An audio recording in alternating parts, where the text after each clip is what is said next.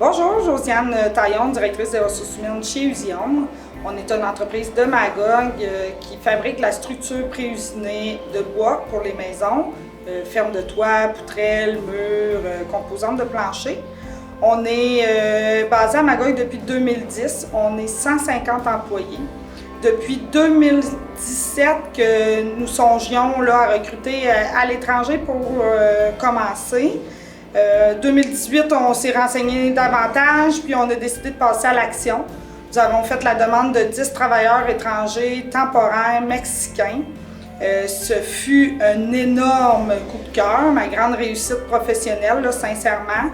On a acheté une maison à proximité pour héberger nos travailleurs.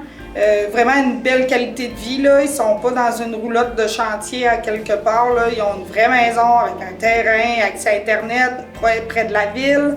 Fait qu'en dehors des heures de travail, ils ont accès à une vie culturelle. Avec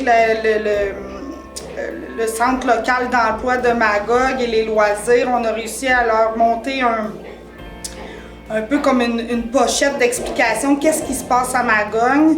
On a embauché aussi un superviseur espagnol, que lui, son mandat a été de les aider à s'intégrer.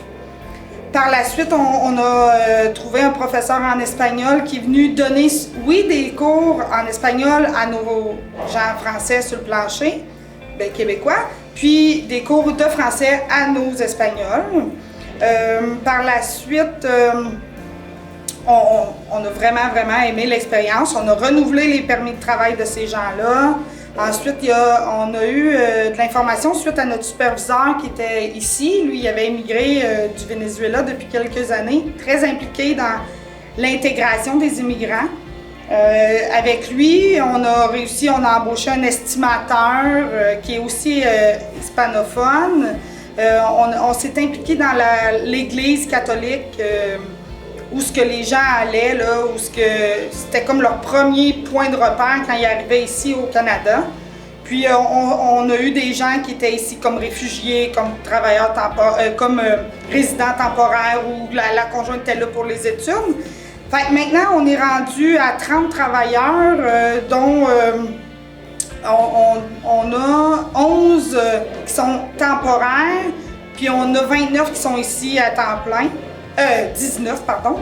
Puis parmi les 11 temporaires, il nous en manque encore 4 parce qu'on a le droit d'avoir 15 travailleurs. Fait qu'on attend les processus avec le COVID ont été ralentis, tout ça.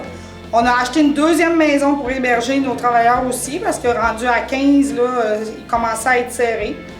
Tous nos documents d'intégration sont traduits en toutes les langues, français, anglais, espagnol. Tout le monde a accès à l'information. Il y a des personnes ressources sur le plancher. Nos superviseurs de soir, nos chefs d'équipe sont espagnols aussi. Il y a une très grande inclusion.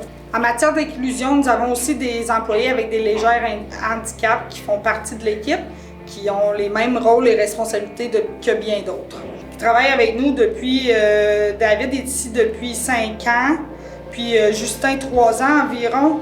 Ils sont très bien impliqués là, avec la gang. Ils font partie de la gang, comme on peut dire. Là. Les gars les agacent, puis tout ça. Ils sont très bien intégrés. Être finaliste pour nous au prix de la diversité culturelle et déjà avoir gagné. On est très fiers du chemin parcouru. On est très fiers de continuer dans cette lignée. On veut avoir davantage de travailleurs de toutes les cultures. Ça n'a aucune importance pour nous. Ça nous apporte quelque chose de différent, c'est le fun, ça amène des visions, des idées, des façons de faire, vraiment, puis ça nous ouvre sur le monde. Merci, on est bien contents.